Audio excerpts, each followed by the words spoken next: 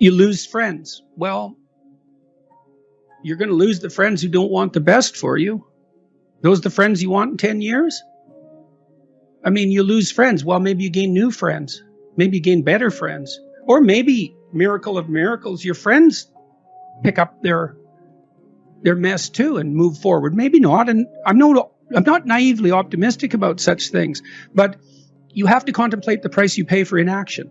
And this is something I did with my clients all the time. It's like, well, I don't want to change jobs. Well, no wonder. It's like you have to go put yourself out to be interviewed. You have to send out 500 resumes. You have to be rejected 499 times. You have to polish your interview skills. You have to update your CV, which means you have to take a real look at the inadequacies in your preparation. And maybe you won't find a better job. It's like, no wonder you're afraid of that.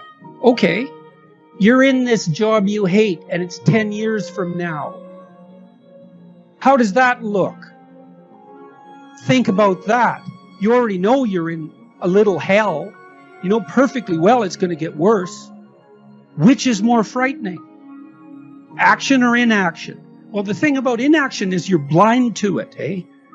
So you can hide from it. Well, that's chapter 3 again. Do not hide things in the fog. Do not make the assumption that inaction has no price. And so then you think, I'm terrified of this, but I'm even more terrified of that.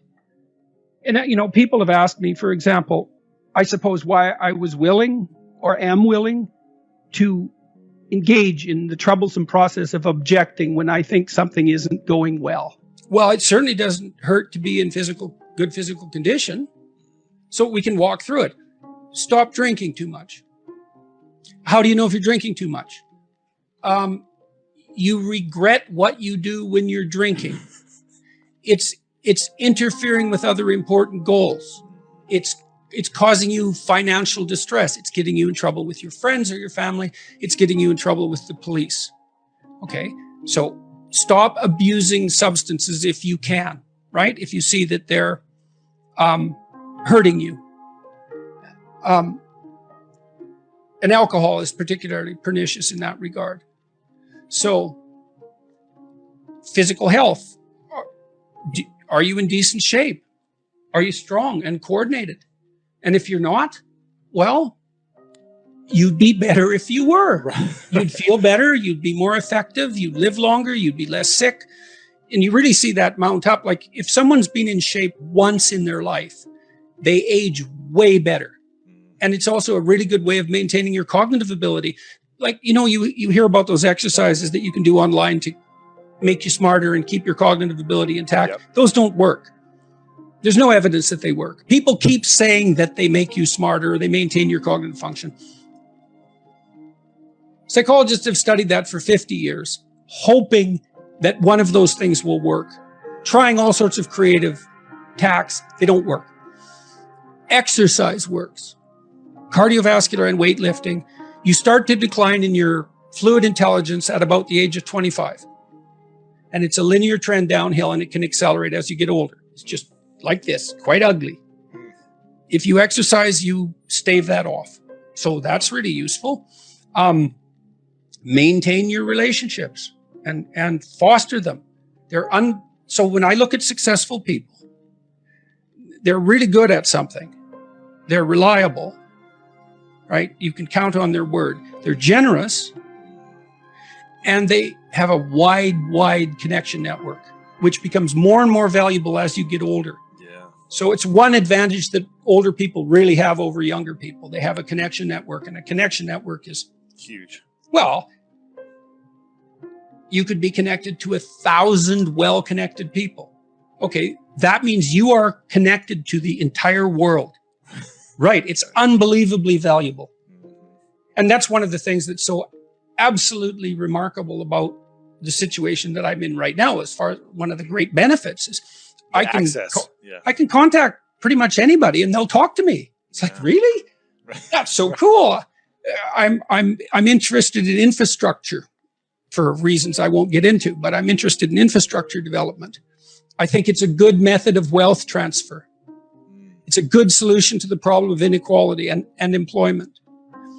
I reached out to a leading expert on infrastructure last week, see if he'd talk to me. I thought, I don't know anything about infrastructure except that it's worn to a frazzle and we should do something about it. He agreed to talk. And having a connection network is of inestimable value. It's huge. Reliability, generosity, you can work on both of those. Philosophical sophistication, it's very useful because it orients you properly. You have a sophisticated sense of the world. You find, for example, that doing things for other people is actually more rewarding than virtually anything else you can do. And you hear you should be of service to other people. Well, if you actually watch yourself, you pay attention to yourself and you do something that helps someone else and it genuinely helps them, I defy you to find another experience that is that satisfying. It's actually quite stunning how satisfying that is. And so that's a very useful thing to realize. Because I'm more afraid of the consequences of inappropriate silence. It's not that I'm brave. It's that I'm more terrified of the alternative. So I don't engage in the alternative. And I don't know, maybe I have a knack for that to some degree. Maybe it's a consequence of clinical training, but I can walk into people's houses and look around and I think, okay, there's something up here. And I mean, people have that ability. I walked into a house once and the dishwasher was in the middle of the kitchen and it was undone and had obviously been there for a couple of weeks. And the fridge had food in it that was no longer food. And the cupboards had unopened wedding gifts in them, like 5 years after the marriage. I thought, there's a lot of things in this household that are being swept under the rug. And that was all laid out in the practical environs. It's like they hadn't negotiated who was responsible for cleaning the fridge. They hadn't even been able to open their wedding gifts. It's like something's rotten, deeply so. And so I could see where that was headed without a tremendous amount of effort on the part of the people. And it didn't work. They were divorced, a couple of years after that in a very ugly manner for very ugly reasons. Well, I knew where that was headed, and under different circumstances, I would have said, what the hell is that box doing there? Oh, it's nothing. Yeah, no, wrong. It's not nothing. That's a little portal to hell. I can see it, and so could you if you looked, but you won't. And I mean that literally, because people won't look. They'll walk into a room like that, and they will not look at that thing. Absolutely. And that's because if they look, they'd see. And they don't want to see. And no wonder, but the consequence of blindness is worse. It's worse. I mean, I have this, my family would like some peace because I seem to be embroiled in one thing after another. And, they have a point, but peace is very hard to obtain. And I can't be blind to what I see in the broader world around me. Not if I see it. If I see it, it's like, there it is. I'm going to say something. Well, I would say by reminding yourself that life is short, that'll add a sense of urgency. By noticing, I calculated, I don't know, when my parents were in their 70s, 60s perhaps, I usually saw them about once every 2 years. We communicate a lot more than that, but we live a long ways apart.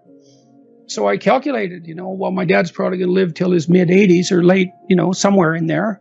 And he's 70, let's say. I'm going to see him 40 more times. It's like, okay, 40 more times. That's urgent. So you better get it right, because you don't have it. You don't have that many opportunities. It's the same when you're formulating relationships in your adolescence, late adolescence, and early adulthood. you don't have that many experiments to run. And you get old a lot faster than you think. So attention is an underrated faculty. It's not the same as thinking. It's watching, to see what's there in front of your eyes, and to guide yourself as a consequence of what you perceive. It's the faculty that transforms thought if you let it. So, and your conscience alerts you as well.